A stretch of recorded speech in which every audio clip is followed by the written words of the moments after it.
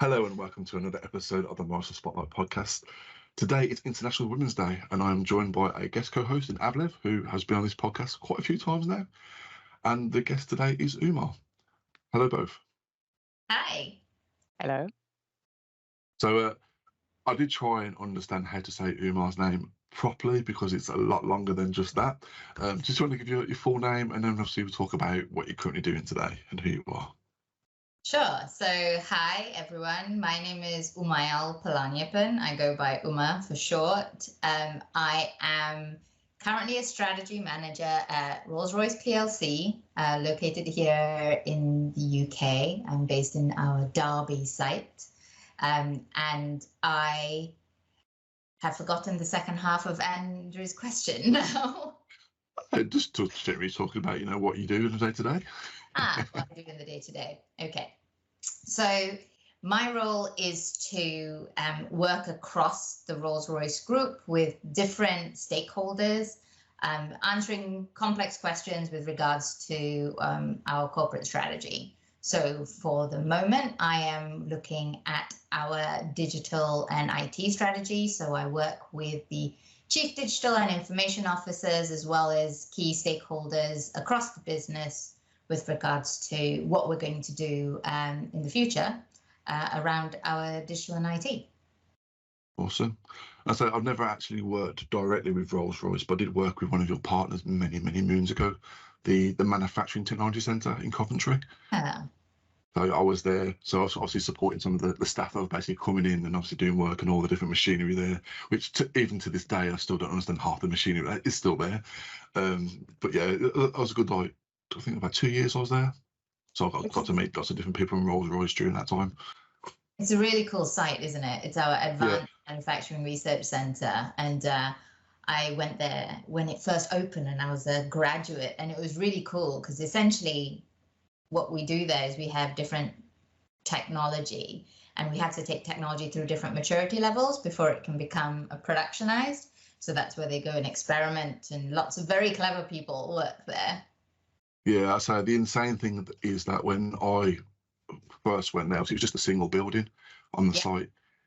And I think my staff number was like 34 or something like that, because that's how many people were actually there at the time. Obviously, I know I've left there since, and I know that basically what they've done to the whole entire site now is completely mental. There's so many different buildings doing so many different things, and I got a lot of time for the MTC because they gave me a lot of opportunities to what I'm currently doing today. So I'm forever grateful for being there. And I say I got to do some really cool things being there as well. I mean, wasn't there the world's fastest steam car, the British big green steam car? They had that in the reception once, so I got to actually sit inside that and help do a 3-point turn, which turned to be like a 100-point turn because it's designed to go forward, not left and right. So it was interesting. So obviously now we learned a little bit about Rolls Royce. Let's talk about obviously your life prior to Rolls Royce. So talking at the very start. So where have you come from, and from like school life going upwards? So I have had a really cool life. Well, cool to me at least. So I was born in Malaysia, and because my father worked in the government service, my family moved a lot. So depending on where he was stationed, we moved. So whilst I was born in Malaysia, I spent some formative years in London and then returned to Malaysia and then lived in different parts of the country. I went to university there, and then I came across to read for my master's here in the UK. I went back to Malaysia and got my first job out of university there. And whilst I'd been here in the UK, I'd applied for jobs. And when I got back to Malaysia and started working, I was invited to interview at Rolls Royce on the grad scheme. And I came across, did the interview, flew back. And when I landed, they'd called me to say, we'll see you in September. So, fast forward 19 and a half years, here I am, still in Derby. Are you based in Derby? Yes, I am based in Derby.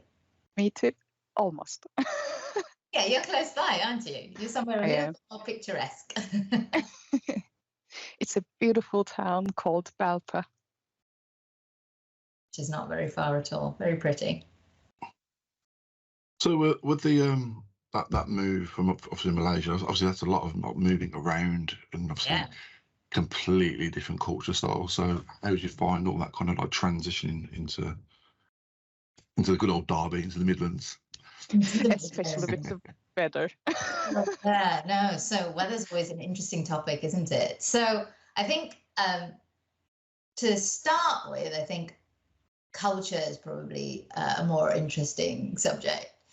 So I don't remember being in Malaysia up to the age of 2, right? Because you're young, you have some formative ideas. So I think the first move for me, or conscious move, was when I moved from the UK back to Malaysia at the age of 6. And I remember, you have core memories, right? So I remember this small little anecdote where people would ask me, are you excited about moving to Malaysia? And I'll go, no, because there are bees there. Because I was clearly very afraid of bees and thought there'd be bees everywhere and I didn't really want to move.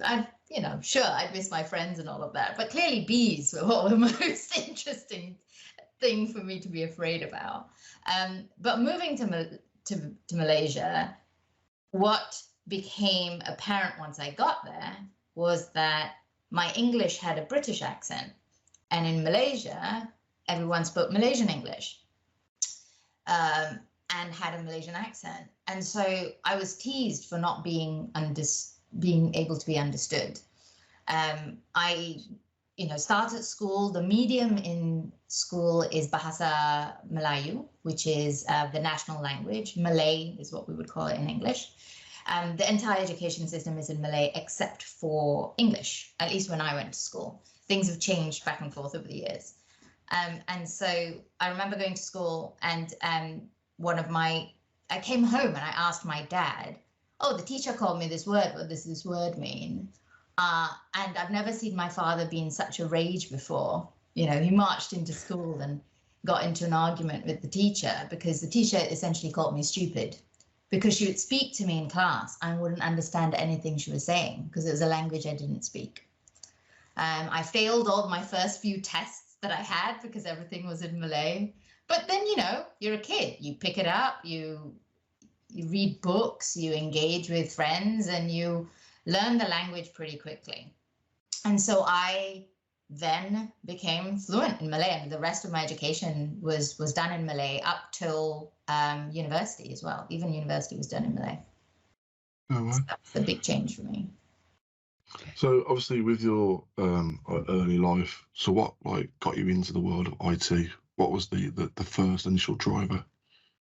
So, go on, Alex. So raising up in a country which is patriotic. So Yes. How did it affect your careers and goals in the life? Because I have the same experience.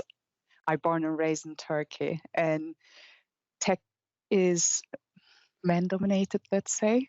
So when I was reading your questionnaire, I was like, oh my God, I fought really hard to get what I need. Yeah.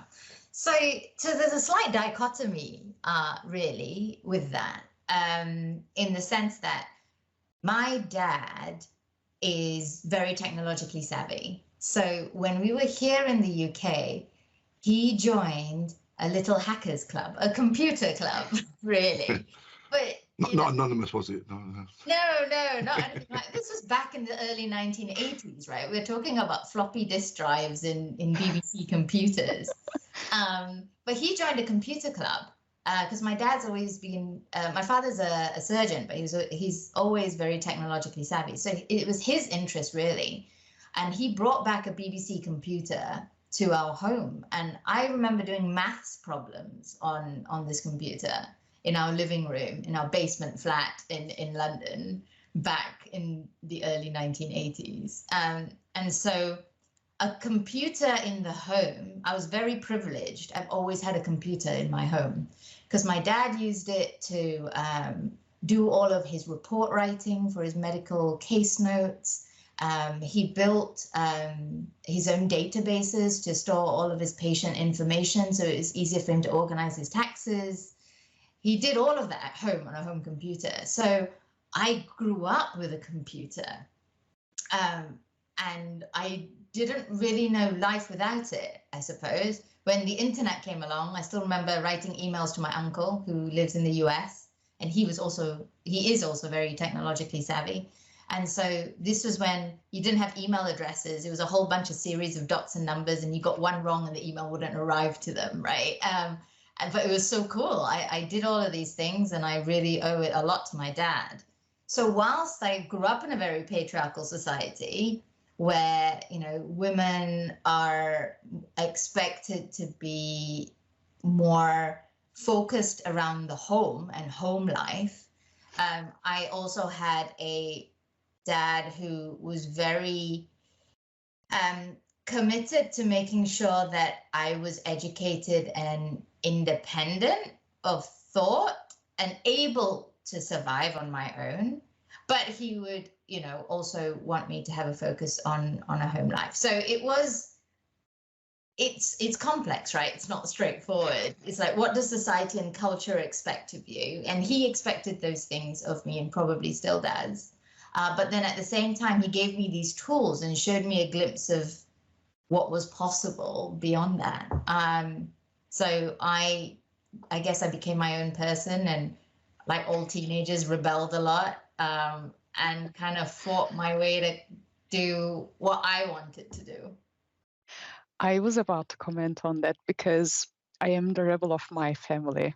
You know that they expect you to just go to the best university, and my parents told me I can either be an engineer or a medical doctor, because the rest was, in that economical situation, you cannot survive. So I did that. So then I got engaged, get married, and I was like, no, this is not me. So I was the first woman who got divorced in the family. I don't know if I'm a good example or not, but I can totally relate with everything you said. Yeah, so I actually wanted to study medicine. I really wanted to be a doctor. I didn't actually want to go into IT necessarily. It wasn't that I didn't want to. It wasn't my dream, right? My dream was to be a doctor. And it was a very complex time economically when I finished secondary school. I had a much younger brother, and my parents had to make some choices, right?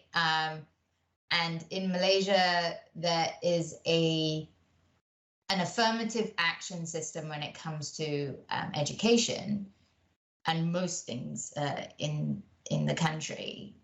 And my experience of that was affirmative action isn't for the minorities, it's actually for the majority there. So it's a bit different. It's because the majority is considered to be more economically disadvantaged, and therefore the affirmative action is for the majority.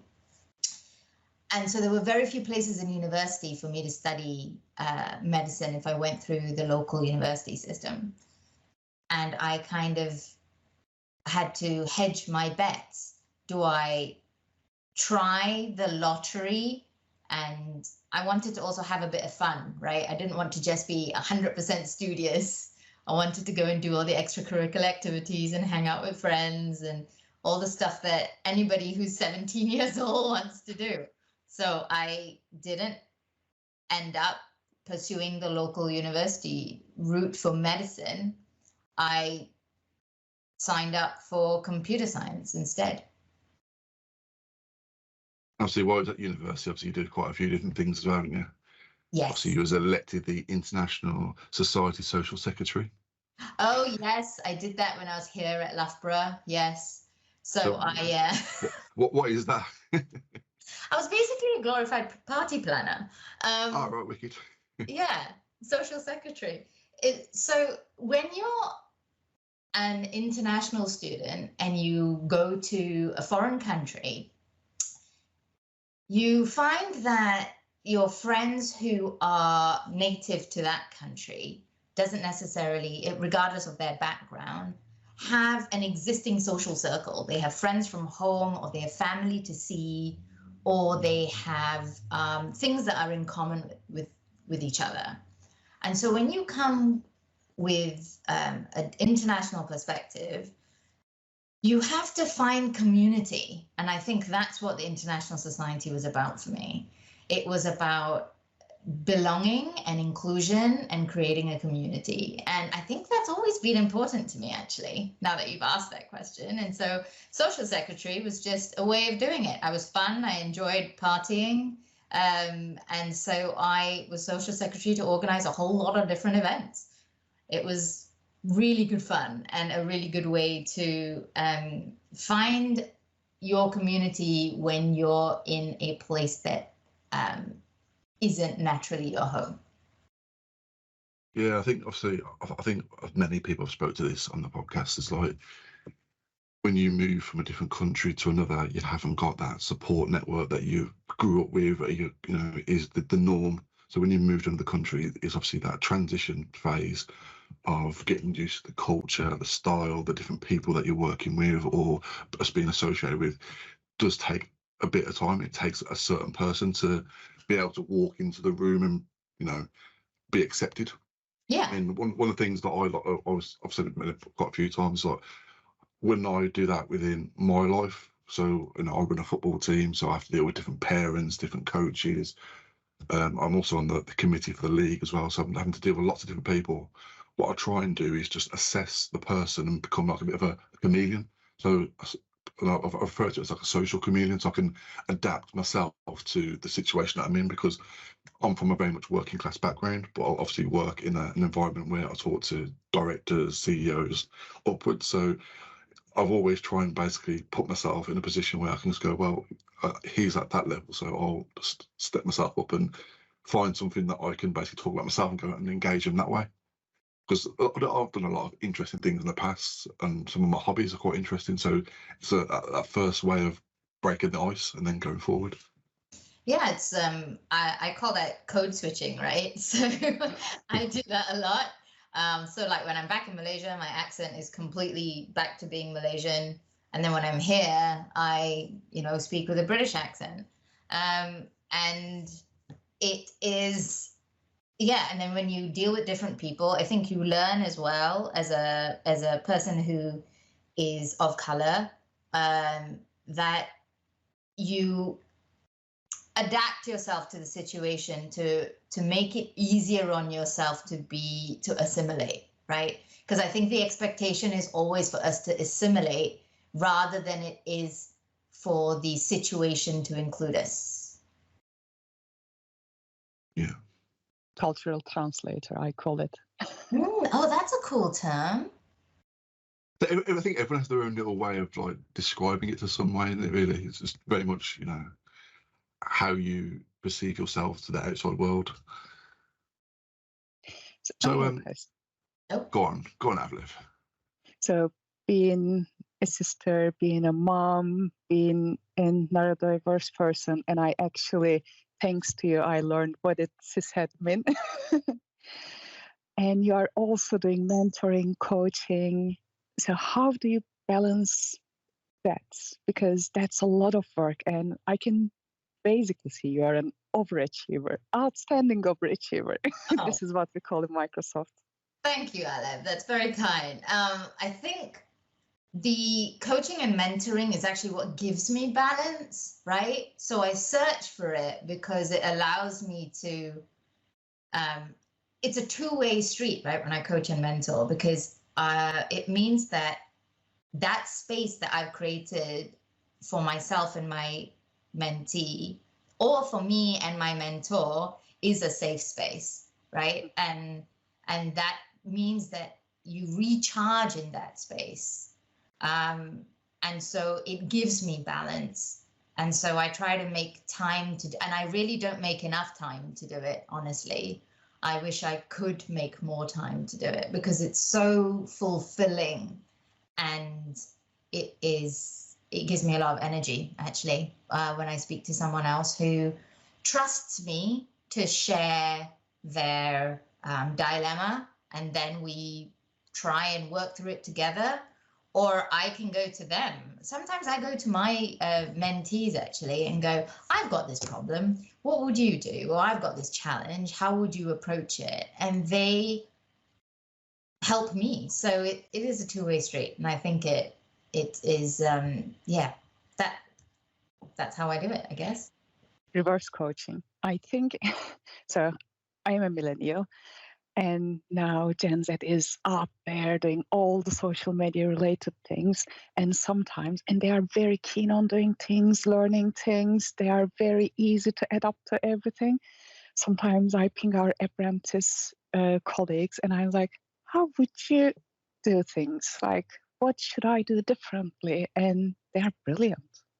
Oh yeah, they are. I mean, even as simple as we were doing a planning session the other day internally, and one of our other team members went, oh, you know, there's this tool that we can use instead. I was like, really? Wow. Okay. Yes. Teach me how to use it. And I'm a bit clunky, and, you know, it took me a little while to get the hang of it. And then now I have, and all of us are using it within the team, and it's just made our lives so much easier. So yeah, I think the younger generation, or the Gen Z, or it's just it's how technology is moving forward, and how their finger is so on the pulse with it, right? That they move with it. And I used to think when I was a kid, oh, I don't understand how come older people don't know how to use computers. It's so easy. And then now I'm this older person, and and I think I'm asking the 11-year-olds, what's that and how do you use it? And can you show me what to do with it? And it's cool.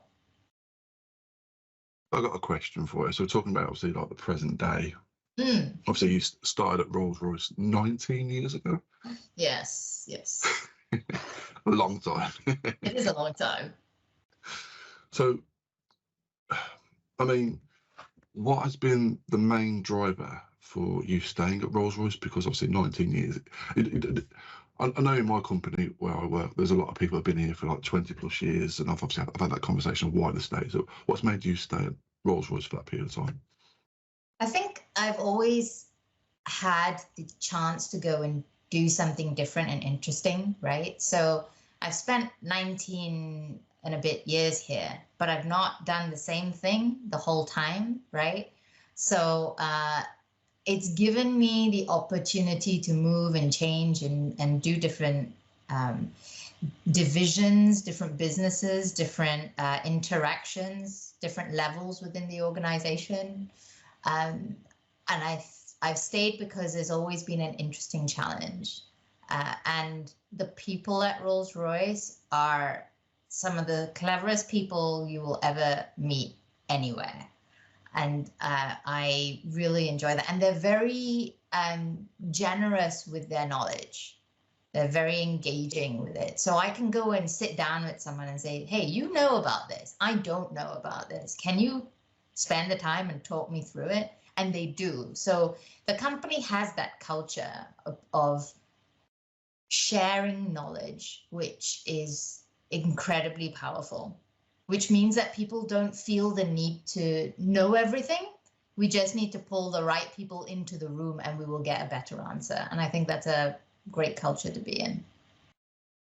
Yeah, I mean, I think any workplace where it obviously keeps staff retention like that for many years demonstrates how well the company's operating and how well they're doing internally. Because I think at Microsoft as well, there's so many people that basically they've been there for like a million years that don't see themselves ever moving away because they're so ingrained in the vision of the business, the culture, that why look elsewhere.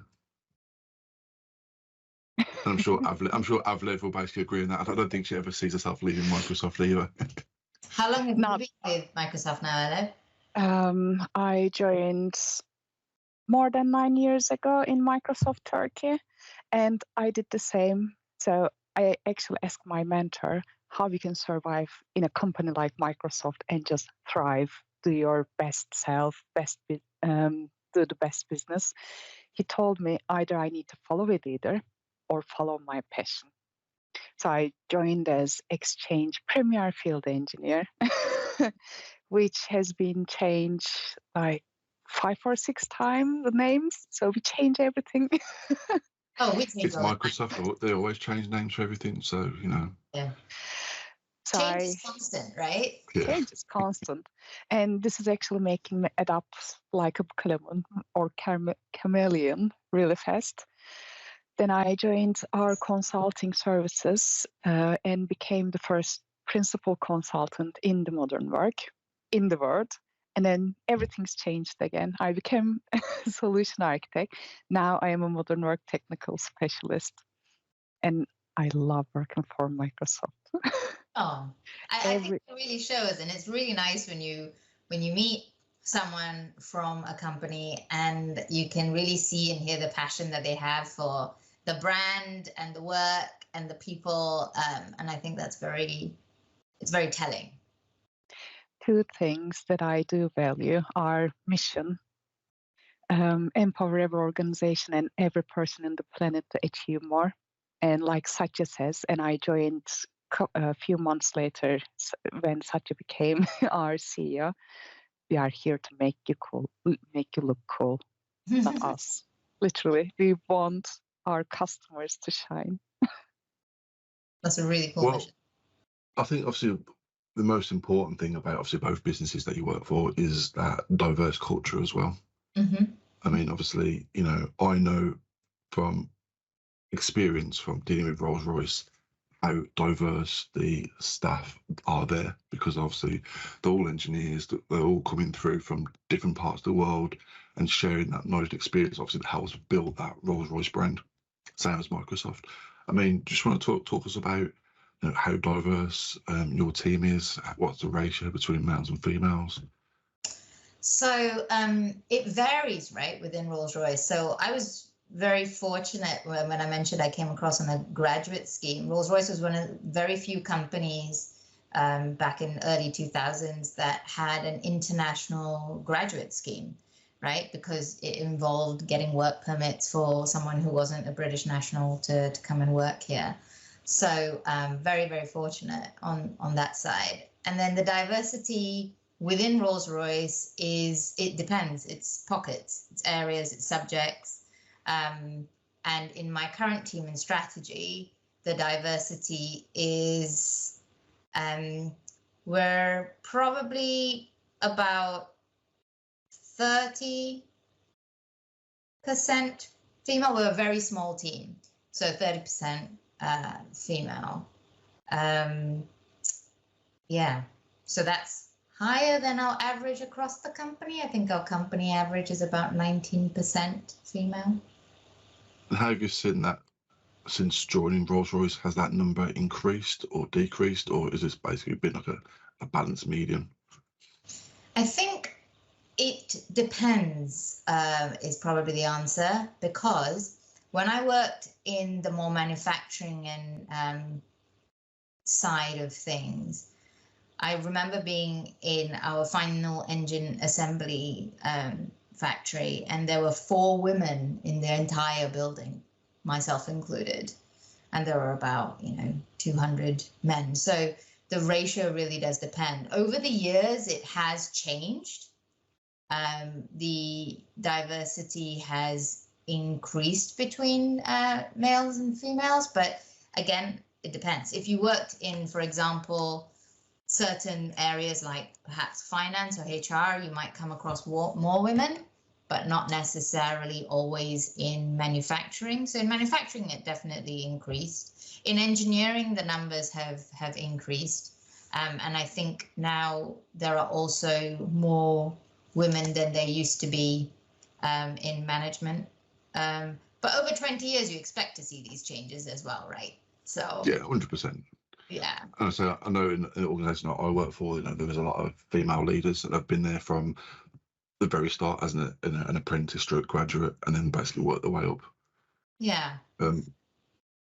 Yeah. So it changes. It varies.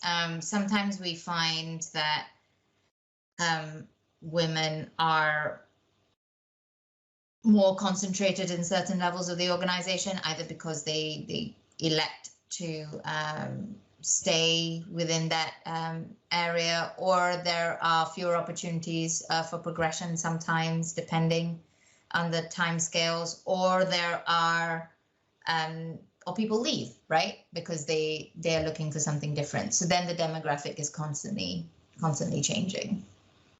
Cool. And with this episode, obviously talking about International Women's Day, what does the term mean to you?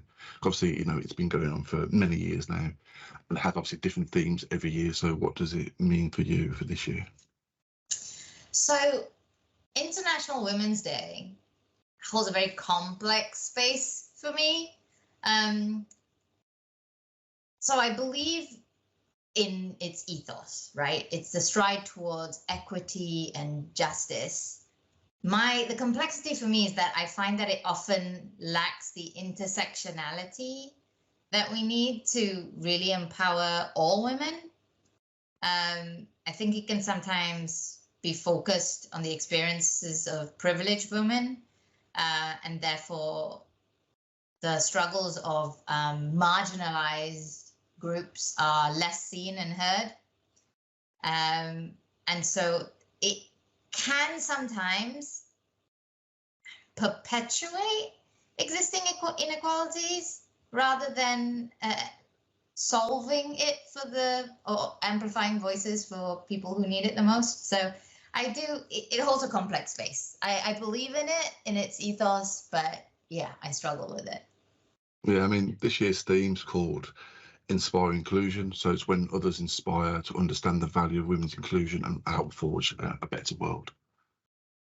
And I think that's key, isn't it? So whilst I say it's complex and I struggle with it, there is so much that we can do, right? So it's a super powerful platform, I think, to amplify diverse voices, and then that is very much in line with the theme. So we need to listen to stories and seek out understanding of those who are less represented, so we can challenge narratives and, you know, try and find solutions that work for all women and all the marginalized, disproportionately affected groups within that, rather than I suppose individuals. It has to be collective. Yeah. So, and also talks about how to become the good ally within either technical work or workplace. So, what was the best moment if you had an ally? And will you please explain it a little bit? An ally in the organization. Yes, I had a fantastic ally at one point. She's still my mentor. She's also my friend. She's retired from Rolls Royce now, actually. And this is a very small thing, but it was incredibly meaningful for me.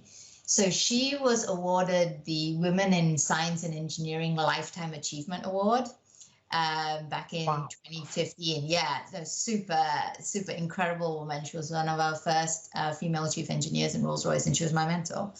And we're still good friends despite the fact that she's retired from Rolls Royce. And she was a great ally in the sense that when she was given this award, she couldn't make it because she retired and she'd already planned a holiday and she was off somewhere in South America. And priorities.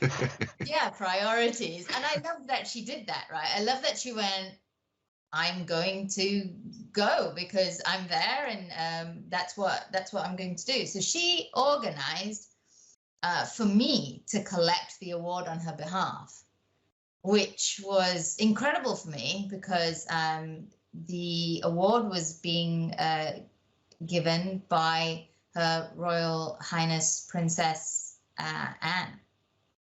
Okay, cool. Wow. I think that's how she's correctly addressed. We might need to check that one. I'm not 100% sure. I'm not great with the royal family either. Yeah. So it was by Her Royal Highness. So I, was incredibly privileged to go in her stead rather than somebody else in the organization, and she fought for me to do so. Oh, okay. Because they intended to send someone more senior within the organization to go and accept the award.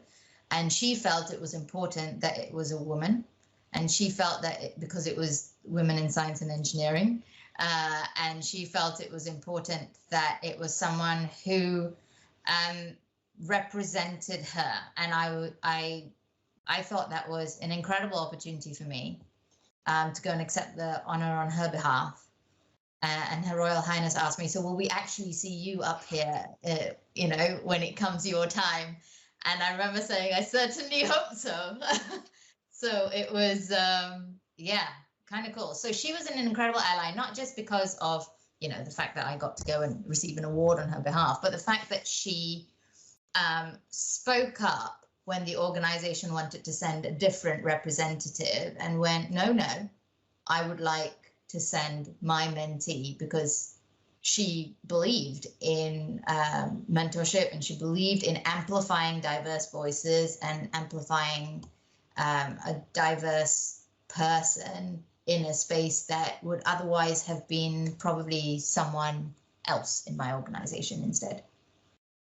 So with the culture then within Rolls Royce for mentorship, allyship, is there set groups that people can join, or is it something that's basically naturally organic where people just do it within the business? So there are both. So there are formal and informal structures. I think if you are part of getting your like IMECI or one of these different technical mentorships, there's a bit more of a scheme internally within the organization where there will be different people of different levels of accreditation that you can go and become mentors with, but get mentorship from. But with regards to this, we are more organic about it. Everybody mentors, and they make time to do so. And yeah, though there are so different groups sometimes. So the way myself and Liz, who was my mentor at the time, got connected was through, at the time we had an employee resource group called Women's Network. We now have renamed that. It's the Gender Diversity Network. But at that point, it was called the Women's Network. And as part of the Women's Network, we had an opportunity to apply for being a mentor and being mentored. And I got matched up with Liz. And, you know, she's been my mentor and friend now for, geez, at least 15 years. So, you know, a long time. Just one thing, I've been given different feedbacks about becoming a friend in a workplace, because I do believe in friendship. So Andy knows about Chris Wheeler. He is one of the best ally that I have ever had. And whenever he thinks that someone is being disrespectful against my skills, he says, this is not right. So I actually forgot what I'm coming from. Friends in the workplace. Do you believe in friendship in workplace? I got 2-minute notifications at the same time. That's quite all right. So when I said that Liz became my friend, I think it was something that developed very slowly over time, right? I think the reality is the workplace is a professional workplace. And so the intricacies of friendship is very different. Now that Liz is retired, we are more friends because we choose to spend time with one another. And I guess that's the difference, right? The contract between you is different. When you're at work, the contract is still professional. If someone asks for help, you have a duty of care to provide that help, right? Whereas if you're choosing to do it in your own time outside of work, then that's where friendship accounts for it. Yeah. But can you have friends in the workplace? Yes, I think you can.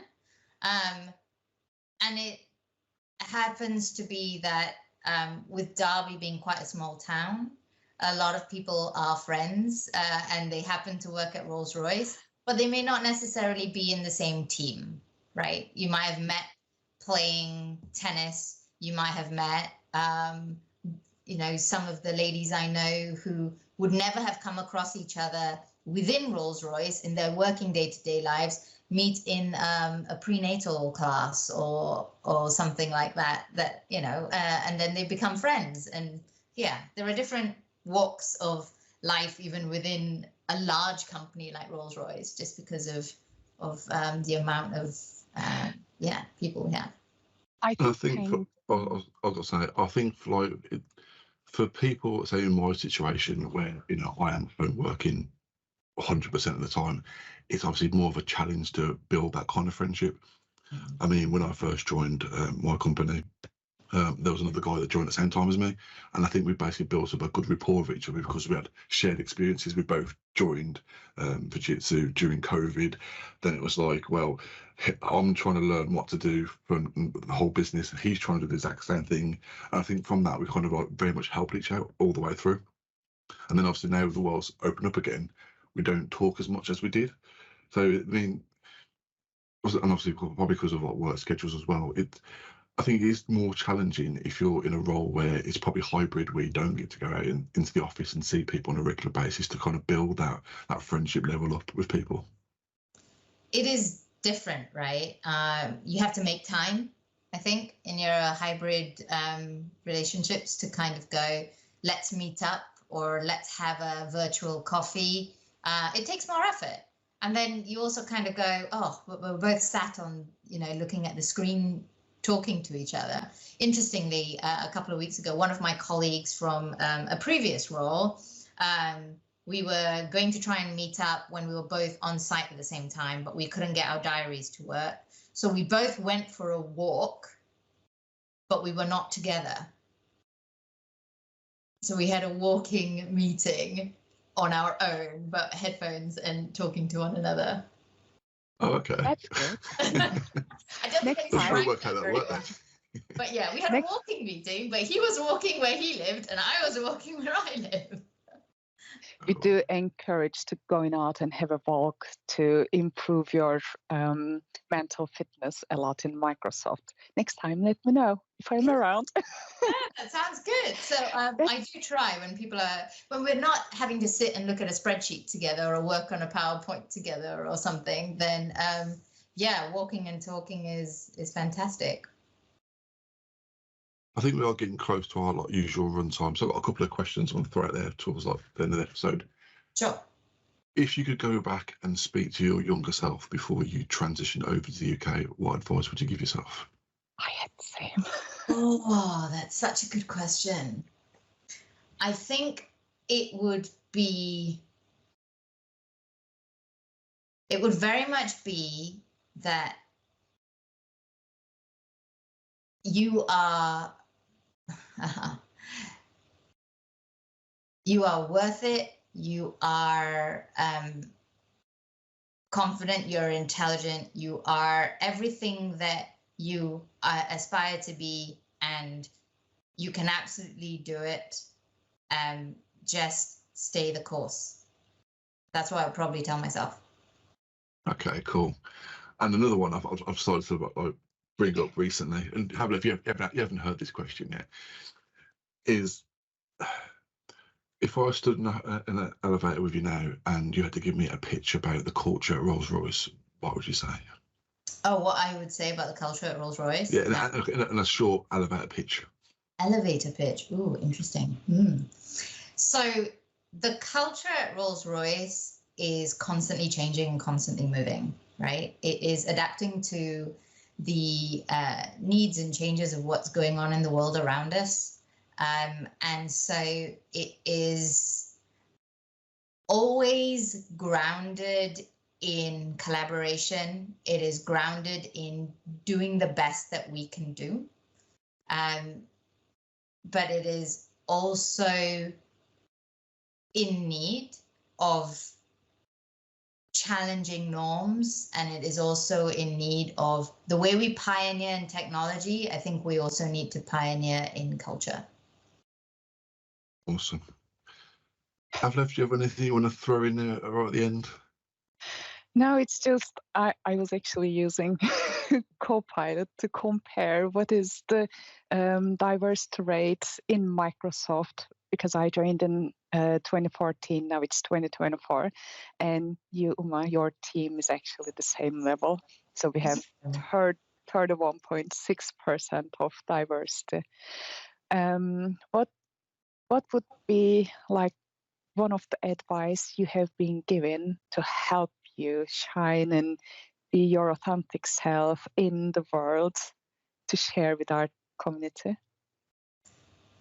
Oh, what piece of advice have I been given? I don't know if there's one single bit of advice, you know. I think I'm constantly learning, right? And I take things from lots of really far more learned people than myself. One piece of advice. To be honest, I think I'd even struggle with this question. It's a hard one that someone else has given me. Or the worst advice. Or diversity advice is a bit different. Somewhat bit of advice that someone has given me. I'm really having to think on that one. Maybe you can think. I'm racking my brain. I think there is like advice I've been given, but I couldn't, I don't know, voice it on this podcast because it'd be like kick up the backside. Yeah, I think sometimes. So every organization, right, is reflective of society, and so I think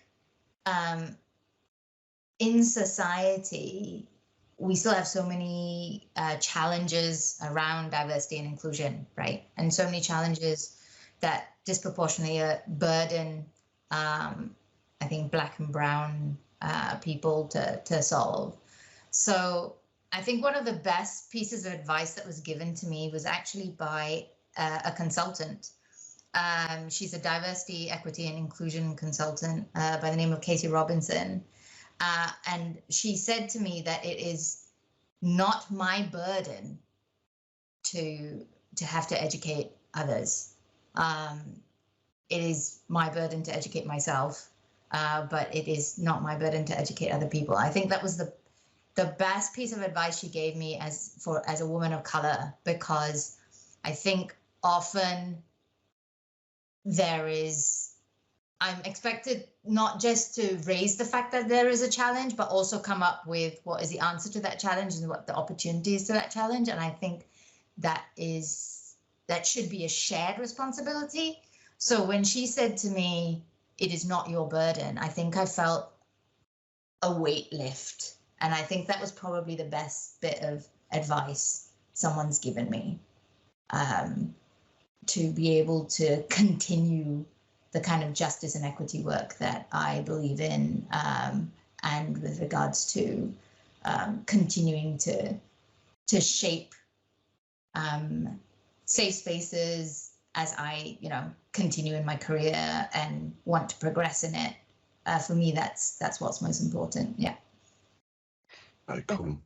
That's nice. Well, I'm going to wrap it up there because we're obviously at our time. So, Uma, thank you for obviously joining us today and obviously sharing your story, because it's the whole point of this podcast is obviously learning about new people, different companies, different roles, and obviously that whole entire journey from the very early days up until present time. Yeah, thank you very much for including me, for the opportunity to speak, and for what's the word? Amplifying my voice. I really do appreciate that. I would say casting a spotlight. Throw the name in there. When I first moved in Derby, I thought it was a student town, not a city at all. But then I start discovering, and I think thanks to Rolls Royce, it's been very diverse and inclusive. I can see lots of different people. So thank you very much, Uma, for joining us today. It was lovely. Very well. Cool. And everyone else listening, and happy International Women's Day. And we'll see you on the next episode. Bye. Bye. Thank you for listening to the Microsoft Spotlight podcast. please make sure you hit that like, share and subscribe button to help us promote our message.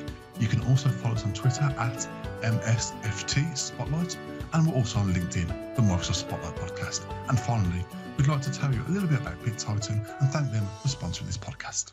Remote migrations start here. Let MigrationWiz do the work for you. It's fast, secure, and 100% SaaS, which means you can migrate at any time and from anywhere.